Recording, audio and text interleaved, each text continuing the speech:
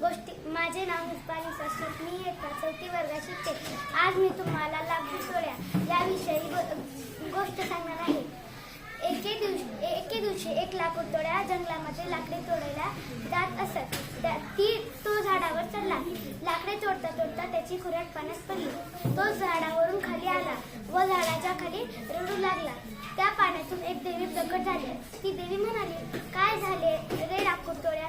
लाकूड तोड्या म्हणाला, माझी खुराट पाण्यात पडली. देवी म्हणाली, मी तुझी कुऱ्हाड आणून देते. देवी पाण्यात गेली. देवीने सोन्याची कुऱ्हाड आणली. देवी म्हणाली, ही तुझी कुऱ्हाड आहे का? लाकूड तोड्या म्हणाला, ही माझी कुऱ्हाड नाही. देवी अजून पाण्यात गेली व तिने चांदीची कुऱ्हाड आणली. देवीने विचारले, ही तुझी कुऱ्हाड आहे का? लाकूड तोड्या म्हणाला, ही माझी कुऱ्हाड नाही. देवी पाण्यात गेली. तिने लाकडाची कुऱ्हाड आणली व तिने विचारले, ही तुझी कुऱ्हाड आहे का? लाकूड तोड्या म्हणाला, ही माझी कुऱ्हाड नाही.